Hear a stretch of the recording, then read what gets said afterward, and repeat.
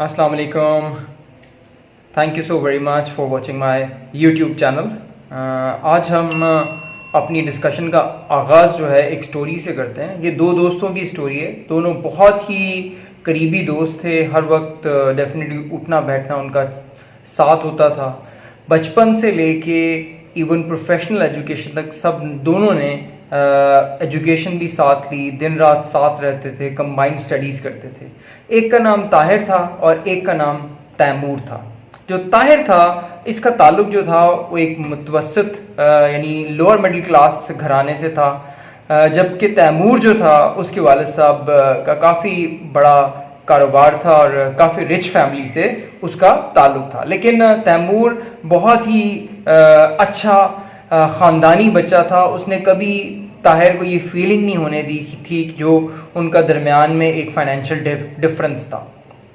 जब तैमूर जो था वो डेफिनेटली इस तरह हम लोग सब अपने पेरेंट्स के साथ बहुत प्यार करते हैं, तो तैमूर भी अपने वालिदैन के साथ बेइंतहा प्यार करता था, ख़ास तौर पे अपने वालिद साहब के साथ. और हमेशा वो ये उम्मीद करता था कि वो कोई भी अच्छा काम करता था इस एक्सपेक्टेशन में करता था कि आज उसके वालिद साहब उसको डेफिनेटली बहुत ओवरवेल्म्ड रिस्पांस देंगे और बहुत अप्रिशिएट करेंगे. इस तरीके से टाइम गुजरता गया. कभी डेफिनेटली क्योंकि उसके वालिद साहब की मसरूफियत ऐसी थी कि बहुत दफ़ा वो इसकी एक्सपेक्टेशन के मुताबिक हो पाता था और कई बार नहीं हो पाता था.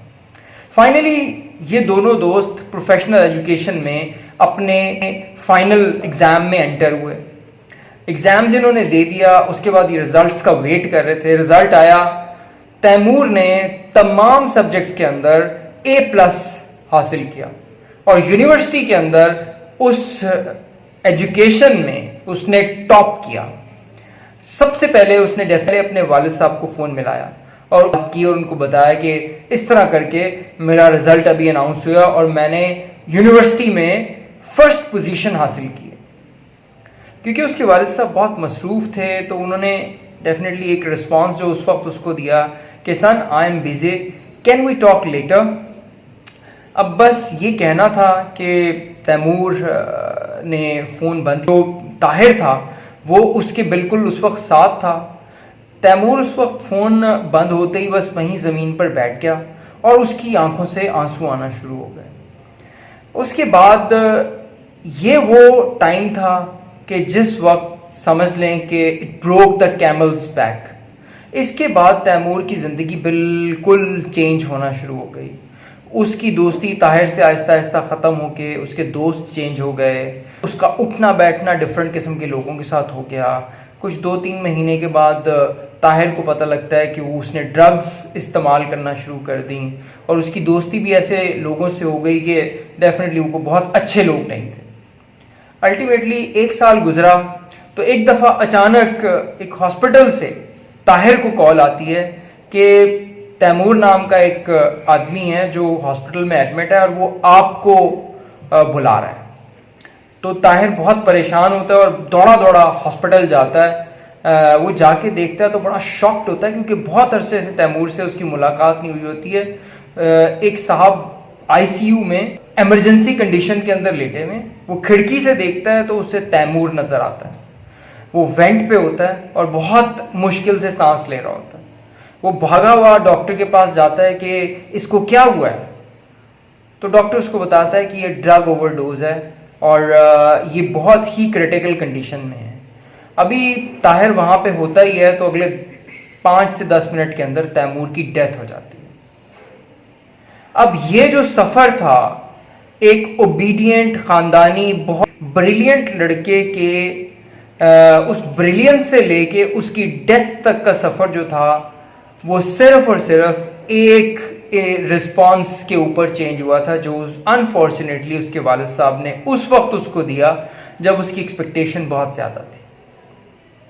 हमें प्रोफेशनली इस स्टोरी से ये सीखना है कि बहुत दफ़ा हमारे कॉलीग्स जो हैं, हमारे सबऑर्डिनेट्स जो हैं, कोई बहुत अच्छी अचीवमेंट के बाद किसी एक ख़ास एक्सपेक्टेशन से हमें फ़ोन करते हैं. उनकी एक्सपेक्टेशन ये होती है कि राय मिलेगी या अप्रिसिएशन मिलेगी वो भी ओवरवेल्म्ड होगी. समटाइम जब वो रिस्पांस उनको नहीं मिल पाता तो वो भी बिल्कुल तैमूर की तरह ब्रेक हो जाते हैं और बहुत अच्छे हमने अपने सबऑर्डिनेट्स को खोया है इसी किस्म का रिस्पॉन्स या रिएक्शन देके। कई बार हम अपने ब्लड रिलेशंस में भी बिल्कुल इसी तरह की सिचुएशन को फेस करते हैं। कुछ लोग हमारे ब्लड रिलेशन में हमें अपनी वो इनर फीलिंग शेयर करते हैं और उसके ऊपर हमारे से कोई ऐसी मशवरा या अप्रिसिएशन मांग रहे होते हैं, लेकिन हम उनको वैसा रिस्पॉन्स नहीं कर पाते। और सम टाइम ये हम दोस्तों के साथ भी करते हैं। देखिए, जब भी हमसे कोई भी डिस्कशन कोई बंदा हमारे साथ करता है, हम दो तरह के मोड में होते हैं। एक मोड होता है जिसको कहते हैं रिस्पॉन्सिव मोड, और दूसरा मोड जो होता है वो होता है रिएक्टिव मोड। जो रिस्पॉन्सिव मोड होता है, रिस्पॉन्सिव मोड के अंदर हम जो दूसरे की बात को बहुत इन्हमाक से सुनते हैं, समझते हैं, अपने आप को उसकी सिचुएशन में लेके जाते हैं और उसके बाद जवाब देते हैं, सारे सर्कमस्टांसेस को डेफिनेटली अकाउंट फॉर करने के बाद। तो आपका जो रिस्पॉन्स होता है वो बहुत जबरदस्त होता है और इससे आप बहुत सारे लोगों की जिंदगियां बदल देते हैं। और सम टाइम हम लोग रिएक्टिव मोड में होते हैं।